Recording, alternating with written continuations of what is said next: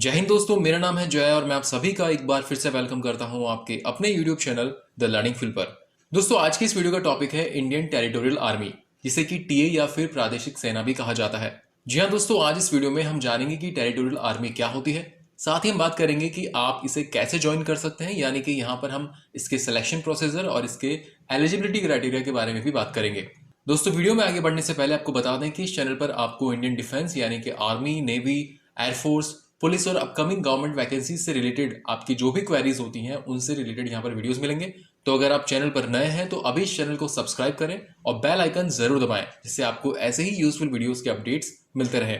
साथ ही दोस्तों, आप हमारे Telegram channel the learning field को भी ज्वाइन कर सकते हैं। टेलीग्राम चैनल का लिंक आपको इस वीडियो के डिस्क्रिप्शन में मिलेगा।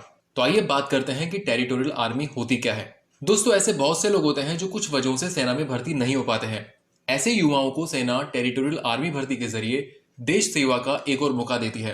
टेरिटोरियल आर्मी रेगुलर आर्मी के बाद सेकंड लाइन ऑफ डिफेंस मानी जाती है और यह एक वॉलंटियर सर्विस होती है जिसमें आप देश के आम नागरिक रहते हुए सैन्य अनुभव ले सकते हैं। 9 अक्टूबर 1917 को टेरिटोरियल आर्मी की स्थापना की गई थी और तब उसका नाम था आईडीएफ यानी कि इंडियन डिफेंस फोर्स। सन 1920 में आईडीएफ को दो भागों में बांट दिया गया, पहला इंडियन टेरिटोरियल फोर्स और दूसरा ऑक्सिलियरी फोर्स। और फिर आगे चलकर गवर्नर जनरल चक्रवर्ती राजगोपालाचारी जी ने 9 अक्टूबर 1949 को इंडिपेंडेंस टेरिटोरियल एक्ट 1948 के आधार पर टेरिटोरियल आर्मी का गठन किया। दोस्तों, आपको बता दें कि फिलहाल टेरिटोरियल आर्मी में लगभग 50,000 जवान हैं। इसमें कई मशहूर हस्तियां भी शामिल हैं, जैसे कि महेंद्र सिंह धोनी, अभिनव बिंद्रा, सचिन पायलट, अनुराग ठाकुर, राज्यवर्धन सिंह राठौड़ और भी कई सेलिब्रिटीज में शामिल है। इसके अलावा दोस्तों, यहाँ पर आपको बता दें कि टेरिटोरियल आर्मी ने सन 1962, 1965 और 1971 की लड़ाई में भी हिस्सा लिया है। इसके अलावा टेरिटोरियल आर्मी का जो प्रमुख उद्देश्य होता है वो संकट काल में देश की आंतरिक सुरक्षा करना और आवश्यकता पड़ने पर रेगुलर आर्मी को सपोर्ट प्रदान करना होता है। इसके अलावा प्राकृतिक आपदाओं के समय जरूरी सेवाओं को बहाल करने में ये सेना अपनी अहम भूमिका निभाती है। तो यहाँ पर हम कह सकते हैं कि टेरिटोरियल आर्मी एक तरह से देश की बैकअप सेना के रूप में काम करती है। तो आइए बात करते हैं टेरिटोरियल आर्मी के लिए अप्लाई करने के लिए आपकी एलिजिबिलिटी क्राइटेरिया के बारे में। तो सबसे पहले तो यहाँ पर आपको बता दें कि टेरिटोरियल आर्मी के लिए अप्लाई करने के लिए आपका भारतीय होना जरूरी है। इसके अलावा आपको यहाँ पर बता दें कि टेरिटोरियल आर्मी के लिए जो सिविलियंस है यानी कि जो आम नागरिक है वो अप्लाई कर सकते हैं। साथ ही यहाँ पर जो एक्स सर्विसमैन है वो भी अप्लाई कर सकते हैं। और दोस्तों, बहुत से लोगों के मन में ये सवाल होगा कि क्या फीमेल कैंडिडेट्स भी इसके लिए अप्लाई कर सकती है। तो आपको बता दें कि जी हाँ, फीमेल कैंडिडेट्स भी इसके लिए अप्लाई कर सकती है। अब बात करते हैं यहाँ पर आपकी एज यानी कि उम्र के बारे में। तो यहाँ पर जो आपकी कम से कम उम्र है वो 18 साल हो सकती है और अधिकतम उम्र आपकी 42 साल तक हो सकती है, यानी कि आपकी उम्र 18 से 42 साल के बीच होनी जरूरी है।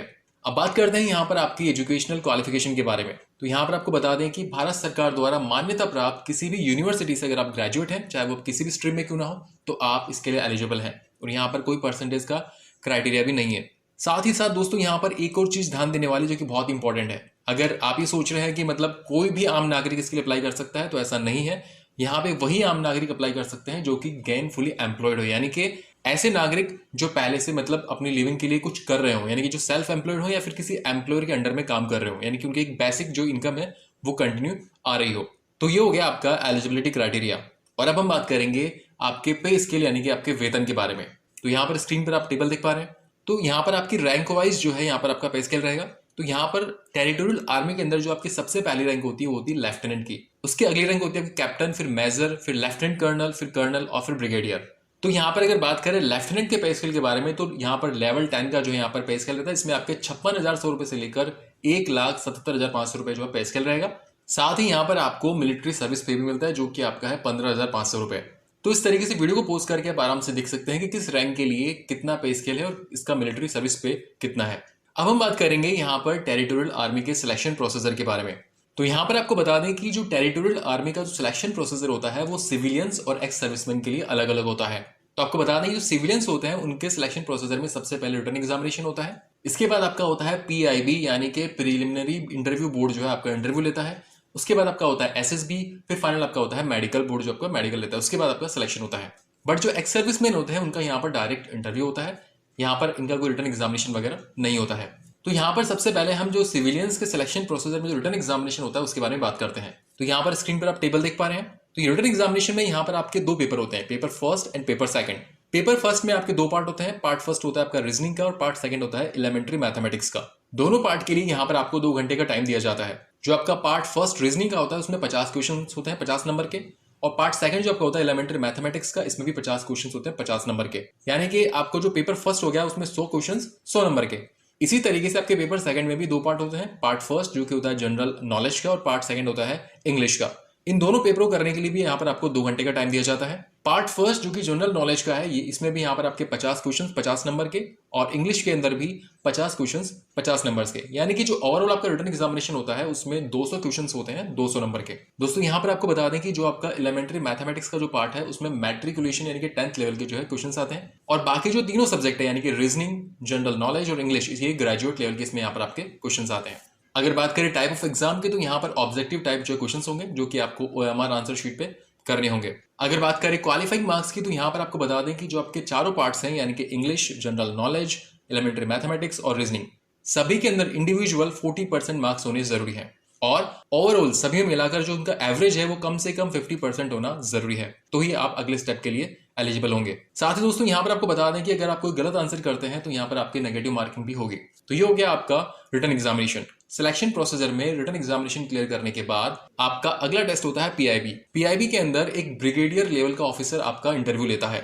PIB सेशन में बेसिकली पूछा जाता है कि आप कैसे अपनी लाइफ में चीजों को मैनेज करेंगे, फॉर एग्जाम्पल अपनी जॉब को, अपनी पर्सनल लाइफ को और फौज की जिम्मेदारी को। साथ ही आपके एक्सपीरियंसेस और आपके जॉब प्रोफाइल को लेकर भी सवाल पूछे जाते हैं। तो इस तरह से वो आपके कॉन्फिडेंस लेवल और एक्सपीरियंस को चेक करते हैं कि आप इस जॉब के लिए एलिजिबल हैं या फिर नहीं। और साथ ही दोस्तों यहाँ पर आपको बता दें कि जैसे ही आपका PIB पूरा होता है उसके बाद आपका DV यानी कि डॉक्यूमेंट वेरिफिकेशन भी कर लिया जाता है। इसमें आपके ओरिजिनल डॉक्यूमेंट्स को चेक किया जाता है। दोस्तों जिन कैंडिडेट्स का PIB क्लियर हो जाता है उनका अगला टेस्ट होता है SSB। SSB का फुल फॉर्म है सर्विस सिलेक्शन बोर्ड। यहाँ पर आपका एक इंटरव्यू लेता है। तो यहाँ पर आपको बता दें कि टेरिटोरियल आर्मी में जो आपका SSB होता है उसका पैटर्न भी जो अदर आर्म्ड फोर्सेस में ऑफिसर रैंक के लिए जो एंट्रीज होती है उनमें जो SSB होता है सेम वैसा ही होता है। दोस्तों जैसा कि आपको पता ही होगा कि SSB इंटरव्यू 5 दिनों तक चलने वाली प्रक्रिया है, जिसमें सिलेक्शन बोर्ड आप में OLQ यानी कि ऑफिसर लाइक क्वालिटी की जांच करता है। इसमें आपके व्यक्तित्व, वास्तविक समस्याओं को हल करने की आपकी शैली और जीवन में लक्ष्यों के प्रति आपका क्या एटीट्यूड है उसको परखा जाता है। यानी कि यहाँ पर आपका फिजिकल, मेंटल और साइकोलॉजिकल एलिजिबिलिटी के आधार पर आकलन किया जाता है। दोस्तों आपको यहाँ पर बता दें कि SSB इंटरव्यू के बारे में एक डिटेल सेपरेट वीडियो बहुत ही जल्द चैनल पर आने वाला है।